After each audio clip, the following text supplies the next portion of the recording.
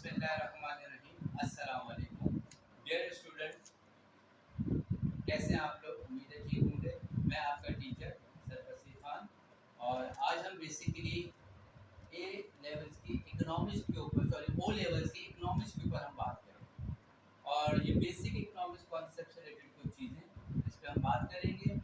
तो कुछ बातें बेसिक इकोनॉमिक्स से रिलेटेड हैं जो चैप्टर नंबर 1 से रिलेटेड है, और इसका जो कोर्स आउटलाइन जो सारी चीज़ें उससे पहले लेक्चर के अंदर आपको डिफाइन किए बताया जा चुका है। तो अगर आपने इससे पहला लेक्चर नहीं देखा तो आप इससे पहला लेक्चर देखें, उसका लिंक मौजूद है, उसमें जाके इससे पहला लेक्चर देखें। ओके, आज का लेक्चर हमारा बेसिकली इकोनॉमिक्स से रिलेटेड है। इकोनॉमिक्स क्या है, इकोनॉमिक्स किसे कहते हैं, इकोनॉमिक्स का इस्तेमाल कहाँ होता है, इकोनॉमिक्स के क्या क्या एडवांटेजेस हैं और इकोनॉमिक्स की थ्योरी क्या है, इकोनॉमिक्स के अंदर कौन कौन सी ऐसी बातें जो जो आपके इकोनॉमिक्स से रिलेटेड होती हैं।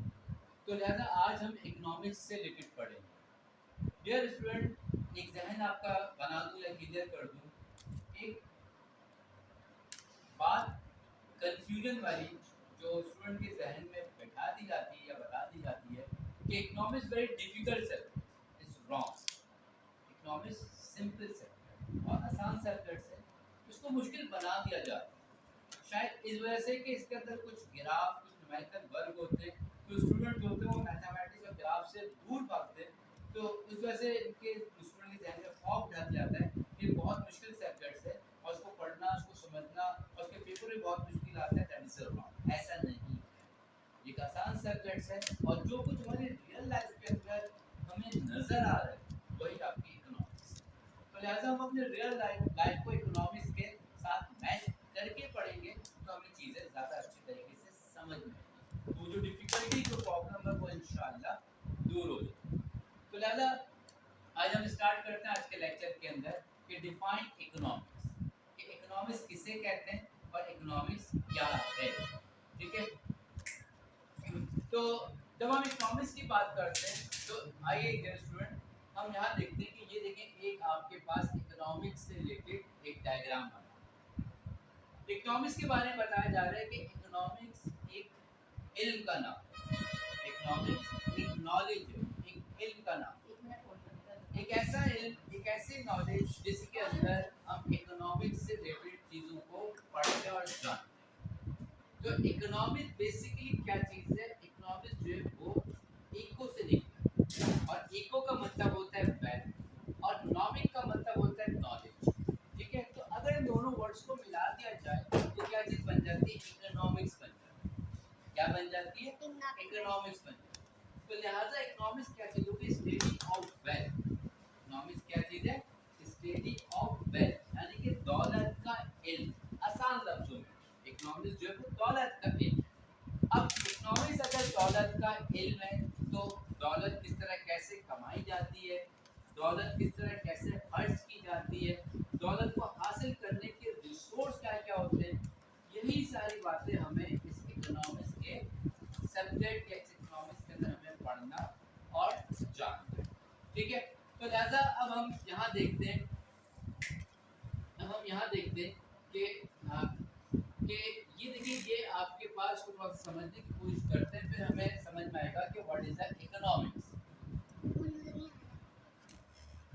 What is the economics. ठीक है, तो लिहाजा इकोनॉमिक्स क्या चीज़ है, स्टडी ऑफ वेल्थ है, दौलत का इल्म। और इस दौलत के इल्म के लिए हमें कुछ बातों को समझना है, हमें खुद को सारी बात समझ में आ जाएगी। अच्छा डियर स्टूडेंट, पहले जरा इस वेल्थ को डिफाइन करते हैं कि ये वेल्थ क्या चीज़ है। तो कुछ लोगों के जहन में कि वेल्थ का मतलब, जिसको हम कहते हैं दौलत कहते हैं, वेल्थ का मतलब सिर्फ रुपए पैसा या प्रॉपर्टी या बैंक बैलेंस, वो भी है, उसको भी हम कहते हैं, लेकिन वेल्थ का एक मतलब और भी है, और वो क्या चीज़ है, वो है रिसोर्सेज। चाहे वो नेचुरल रिसोर्सेज हो या मिनरल रिसोर्सेज, वो रिसोर्सेज हो, वो भी दौलत हो। जैसे पाकिस्तान की वेल्थ क्या चीज़ है, पाकिस्तान के रिसोर्सेज। अब पाकिस्तान के रिसोर्सेज के अंदर पाकिस्तान के जो मिनरल, मतलब जो ज़मीन के अंदर जो मिनरल्स हैं, ज़मीन के ऊपर जो मिनरल्स हैं, वो सारी चीज़ें आपका मतलब क्या है, वो आपकी मतलब हमारी वेल्थ कहलाती है, दौलत कहलाती है। ठीक है, अच्छा, तो अब इन वेल्थ को यूटिलाइज करना, इस्तेमाल करना, इससे बेनिफिट हासिल करना, इसको limited resources to maximum satisfaction पे लेके जाना, यही सारी बातें इकोनॉमिक्स के हैं। तो ज़्यादा देखेंगे इकोनॉमिक्स के अंदर रिसोर्सेज और स्कार्सिटी। स्कार्सिटी कैसे होती है? जो इंसान की ख्वाहिशात होती है, डिमांड होती है, इसको समझना है। ये समझ में आ गया, हमें पूरी इकोनॉमिक्स समझ में आ गई। तो लिहाजा इस बात को जानने के लिए इसके नीचे एक देखिए पर लिखा हुआ है limited resource to get maximum satisfaction. मतलब क्या? दुनिया का हर इंसान चाहे वो कहीं भी रहे, किसी भी कॉन्टिनेंटल ब्राज़म में रहे, हर इंसान की बेसिक नीड रोटी कपड़ा मकान होती है। ठीक है, हर इंसान की बेसिक नीड है, और इसी बेसिक नीड के लिए इंसान क्या करता है? एफर्ट्स करता है, कोशिश करता है, मेहनत करता है, जद्दोजहद करता है कि अपने रोटी कपड़े बेसिक नीड को पूरा करने के लिए इंसान जॉब करता है, कुछ बिजनेस करते हैं, कुछ आपका मतलब क्या कंसल्टेंसी करते हैं, कुछ डॉक्टरी करते हैं, कुछ मतलब हर जो जिसका जो प्रोफेशन जो पेशा होता है उसी हिसाब से अपनी बेसिक नीड को पूरा करते हैं। अब हर इंसान अपनी बेसिक नीड को पूरा करने के लिए एफर्ट्स करता है, कोशिश करता है। अब इंसान की कोशिश होती है कि उसकी डिजायर, उसकी ख्वाहिश जो है वो पूरी हो, लेकिन जब वो अपनी जेब देखता है, जेब जो उसकी रिसोर्सेज है, इनकम ऑफ रिसोर्सेज है, जो अपनी जेब देखता है तो जेब के अंदर पैसे उसके पास कम होते हैं। तो लगा ऐसी सूरत में इंसान ये कोशिश करता है कि जितने पैसे उसके पास मौजूद है वो उन्हीं पैसों के अंदर अपनी ख्वाहिशात, अपनी डिजायर को पूरा करें। और अगर ज़्यादा पैसे हैं तो अपनी ख्वाहिशात और बढ़ा दें, अगर कम पैसे हैं तो उन पैसों के अंदर अपनी ख्वाहिश को पूरा कर दें। ठीक है, ये डिपेंड करता है इंसान के ऊपर, डिपेंड करता है। इकोनॉमिक्स में जो लब लवाब जो आपका मतलब जो पूरा जो हमें इसकी मैथोलॉजी जो समझ में आती है वो एनवायरनमेंट से रिलेटेड है। और कौन सा एनवायरनमेंट? उसको कहते हैं सोशल साइंस कहते हैं। एक सोशल साइंस है इकोनॉमिक्स, और जो माशरे के अंदर जो कुछ हो रहा होता है, इंसानों की एक्टिविटी जो डेली रूटीन के हवाले से हो रही होती है, और उससे जो उसकी जो मामलात में अंदर जो जो चेंजिंग आ रही होती है, इसी ये चीज़ आपकी इकोनॉमिक्स है। और इसी इकोनॉमिक्स के अंदर हमें ये देखना है कि किस तरह कैसे इंसान अपनी लिमिटेड रिसोर्सेज के अंदर मैक्सिमम सेटिस्फैक्शन हासिल करता है। तो लिहाजा ह्यूमन वांट जो होती है वो अनलिमिटेड होती है, इंसानों की ख्वाहिशात जो होती है वो लामहदूद होती है। दिल चाहता है, ठीक है ना, ह्यूमन वांट्स क्या चीज़ है? दिल चाहता है कि मेरा दिल चाह रहा है मैं ये कर लूँ, मैं वो कर लूँ, मैं वो खा लूँ, मैं वहाँ चला जाऊँ, मैं ये कर लूँ।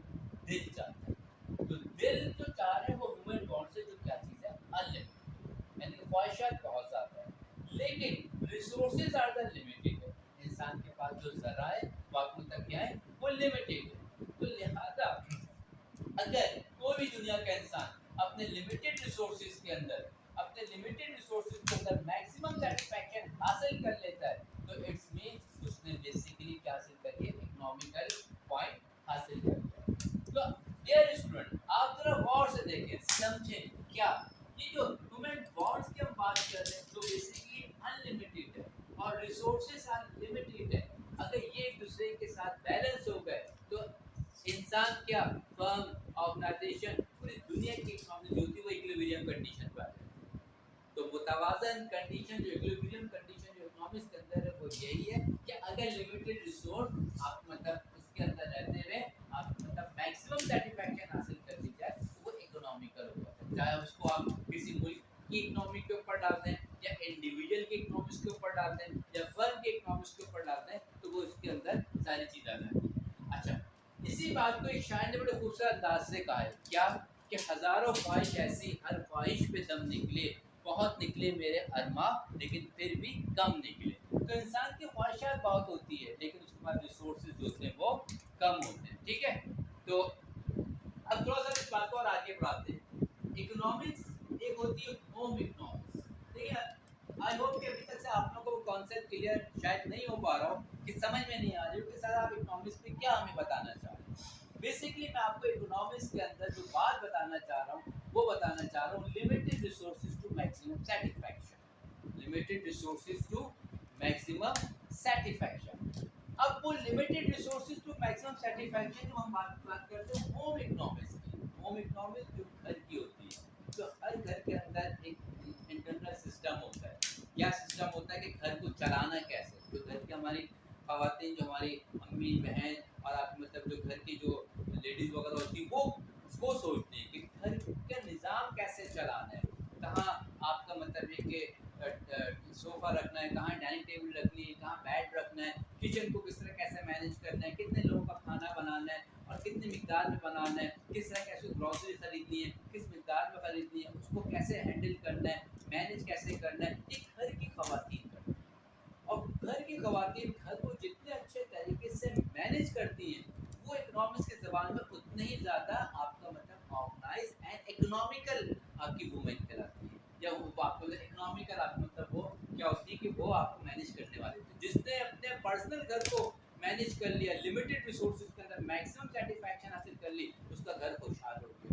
और जो अपने घर को मैनेज नहीं कर सका और यही रोता रहा कि बहुत महंगाई है, गुजारा नहीं होता, तो फिर उसके लिए मुश्किलात होती हैं। ठीक है? तो होम इकोनॉमिक्स यानी कि घर को मैनेज करना।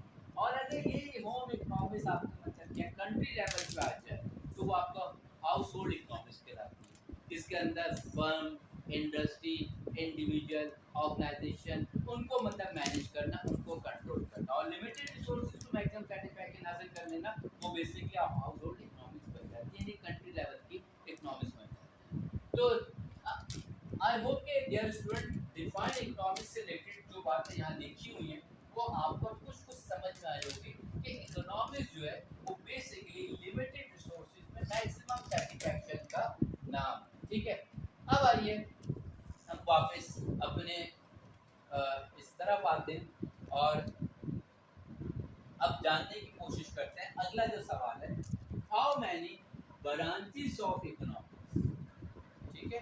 How many branches of economics. देखिए इकोनॉमिक्स की जब हम बात करते हैं तो इसके ब्रांचेस भी होते हैं और इसकी जब ब्रांचेस की बात करते हैं तो इसकी जो ब्रांचेस जो हैं वो दो ब्रांच है। दो ब्रांच वो जो ब्रांचेस की वाले से और टाइप जो होती है वो अलग चीज होती है। एक होती है सिंपल इकोनॉमिक्स और एक होती है अप्लाइड इकोनॉमिक्स। ठीक है? एक होती है सिंपल इकोनॉमिक्स और दूसरी क्या चीज होती है अप्लाइड इकोनॉमिक्स। सिंपल इकोनॉमिक्स के अंदर हम सिंपली सारा काम कर रहे हैं। ठीक है? और अप्लाइड इकोनॉमिक्स के अंदर हम एप्लीकेशन लेवल पे काम कर रहे हैं। जब हम किसी हो जाता है गलती से। क्यों? हाँ चला। ओके, तो जब हम किसी कंट्री की हम अप्लाइड इकोनॉमिक्स की बात करते हैं उसका मतलब क्या है कि उसके अंदर कॉम्प्लिकेशन है, उसके अंदर आपको मतलब बहुत सारी चीज़ें ऐसी कि जो मुश्किल है। लेकिन जब हम सिंपल बात करते हैं तो वो हमारी क्या है सिंपल इकोनॉमिक्स होती है। उसके बाद हम बात करते हैं अगले जो टाइप्स है वो क्या चीज़ है, वो माइक्रो और मैक्रो इकोनॉमिक्स। वो क्या चीज़ है, माइक्रो एंड मैक्रो इकोनॉमिक्स। अब इकोनॉमिक्स की ये दो जो टाइप्स कह लें या इसके पार्ट्स कह लें, जिसपे पूरी इकोनॉमिक्स बेस कर रही होती है, एक माइक्रो कहलाती है और दूसरी क्या कहलाती है, मैक्रो इकोनॉमिक्स। ठीक है? माइक्रो का मतलब होता है इंडिविजुअल। माइक्रो का मतलब क्या होता है, इंडिविजुअल। और मैक्रो का मतलब क्या होता है, मैक्रो का मतलब होता है आपका ओवरऑल या होल।